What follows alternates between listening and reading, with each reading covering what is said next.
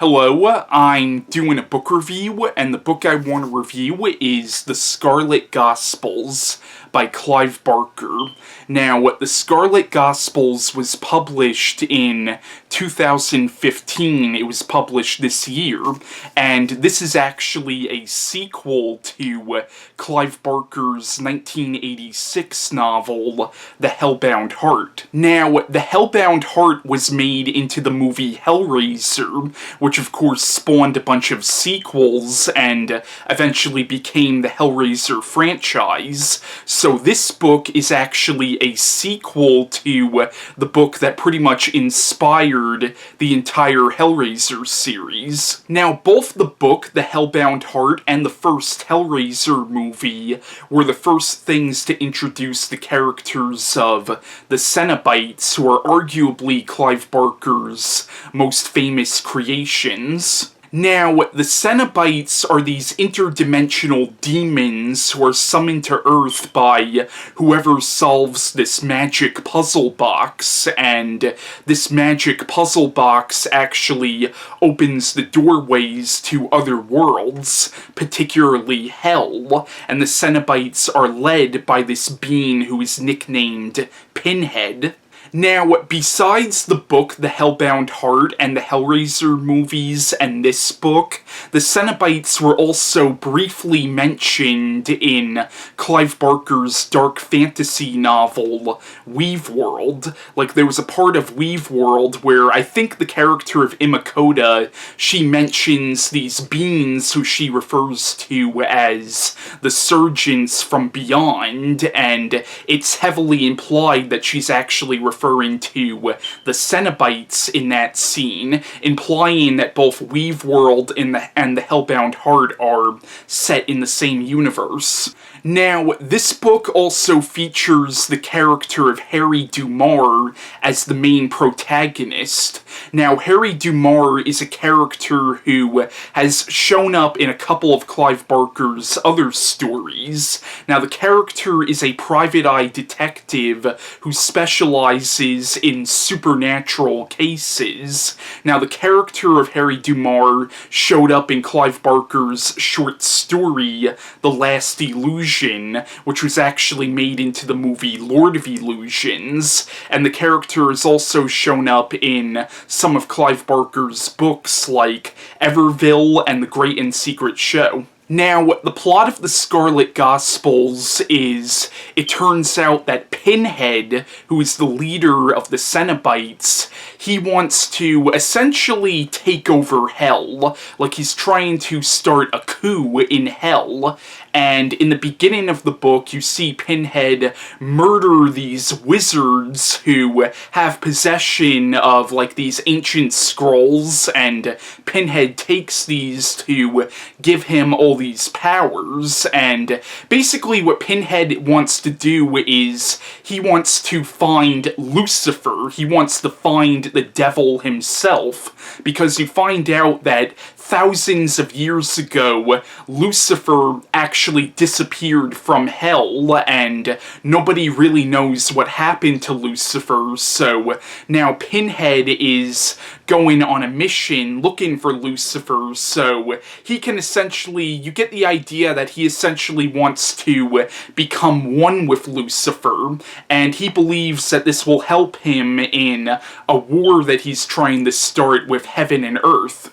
And it turns out that Pinhead actually wants the character of Harry Dumar to essentially write about his rise to power, to essentially write Pinhead's own version of the Gospels, and Dumar, of course, refuses to do this, so what Pinhead ends up doing is he ends up kidnapping a friend of Harry Dumar's, who is this woman who is psychic, and he ends up taking her to Hell, and so now Dumar and a few other characters have to actually go into Hell to save this woman, and that's the basic plot line of the Scarlet Gospels. Now, the Scarlet Gospels has actually been getting a lot of really negative reviews from people. Like, a lot of people really didn't like this book, but I personally enjoyed this book. Now, I'll admit, this is not Barker's best book at all. Like, this is definitely not one of his better works. Like, he's written better books than this, but I still liked it. It's not a perfect book by any means, but I was still entertained by this book. I personally thought it was a good story, and I enjoyed the book, but I recognize that the book does have its flaws, but a lot of people, though, really hated this book. Now, I first heard about how Barker was writing this book back in 2009. Like, this is a book that Barker announced that he was going to write years ago, and originally, from what I heard, this book was going to be very ambitious, and it was going to essentially be an epic. It was going to be very much in the vein of his novel Weave World. Like, it was going to be a long, epic novel, and unfortunately, it really wasn't, and it wasn't anywhere near as ambitious as he said it was going to be, but I still liked the book, despite the fact that it didn't end up being what I thought it was going to be. It still ended up, I still thought it was a good book, but I think the main reason why this book has been reviewed so negatively is really disappointment. I think a lot of people were really disappointed with how this book turned out compared to what this novel could have been. Like, I actually read a couple of years ago that Barker was actually going to make Jesus a character in this book. Now, I don't know if he was, like, going to legitimately be helping Dumas in his fight against Pinhead, or if he was just going to show up in one scene or something, but originally, like, Jesus was actually going to be a character in this novel, and none of that is actually in the book. Also, there was going to be something where you find out that Harry Dumas actually met Pinhead when he was a little boy, but none of that was in the book either. Now, I heard that apparently Barker actually did write a lot more than what was actually put in this book. Now, to be honest, I think my major disappointment with this book is really, I didn't particularly care for the version of hell that's presented in this book. Mainly because if you read the Hellbound Heart, you really get the idea that these beings, the Cenobites, are being summoned from a world that the human mind couldn't even begin to comprehend. Like, in the Hellbound Heart and in the first Hellraiser movie, you really got the idea that hell was legitimately another dimension. Like, it was completely another plane of existence, and it was actually a very Lovecraftian take on hell, and the version of hell that's presented in this book is a far more simplified version of hell, I think, and maybe I'm a little bit spoiled because in the second Hellraiser movie, you actually saw what hell in that universe looked like, and it was such an interesting and unique take on hell that maybe I'm a little spoiled by that version of hell compared to the version of hell that's presented in this book, but at the same time, though, I could kinda understand it to a certain extent because this is not set in the same continuity as the movies, so I think Barker really wanted to differentiate this version of hell from the version of hell that you saw in the Hellraiser films. But still, from somebody like Barker, I was kind of expecting hell to be depicted in a much creepier sort of way, and I was expecting hell to be a little more unique than the version of hell that, as I said, is presented in this novel. But there are some really creepy things about hell in this book. Like, you actually find out that there are children in hell. Now, in the book, it does explain that demons and damned souls are able to procreate, so you don't know if these children in hell are children who were actually born in hell, or if they're children who actually died and for some reason went to hell. Either way, though, the idea of children being in hell is a really creepy and disturbing idea. And there were some interesting moments in the book where Dumar and his allies are going through, I think it was like a field or something, and there are these like giant cockroaches crawling around, and there's also a scene in this book where Dumar has to go over this giant lake, and there's a monster in the lake, and the way Clive Barker describes this monster actually is very Lovecraftian in the way he describes it, because Dumar sees the creature, and he describes it as being huge, but you really get the idea that what Dumar is seeing is only a small part of how big this creature actually is, and it's something straight out of a Lovecraft story. Now, one thing that Clive Barker does in this book that I both like and don't like at the same time is he really humanizes the demons in this book, including the Cenobites. Now, on one level, I really like that because when you see it from the demons' point of view, you realize that there's a lot about hell that even the demons don't know about. But at the same time, though, it also really does kind of demystify the Cenobites. Now, I thought the idea that long ago Lucifer ended up disappearing, and the idea that most of the demons have never actually seen the devil face to face, I thought that was a really interesting concept.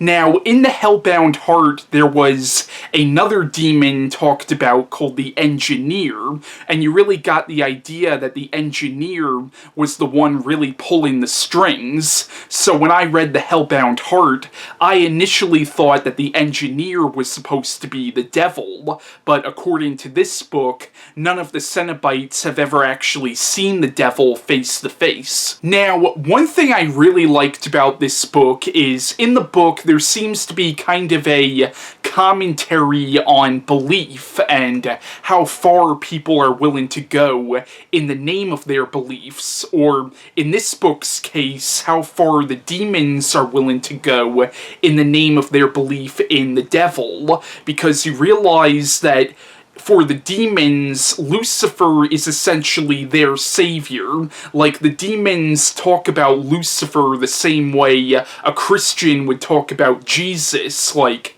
you realize that Lucifer, that Satan, is essentially the god of hell. Now, in this book, you realize that throughout most of Pinhead's existence, he's wanted nothing more than to come face to face with the devil himself, and this is like a driving force for the character throughout most of the novel, but you also get the idea that what he really wants is power. He wants to take command of all of Hell's armies, and he feels like by meeting the devil himself, he can get that power. So you could look at Pinhead as being kind of a commentary on people who use religion to take control of other people, or people who use religion as an excuse to do terrible things. So, as I said, in this book there does seem to be kind of a commentary on belief and religion, and kind of a commentary on how far people, or in this book's case, demons, are willing to go in the name of belief. And I actually really liked the characters in this book.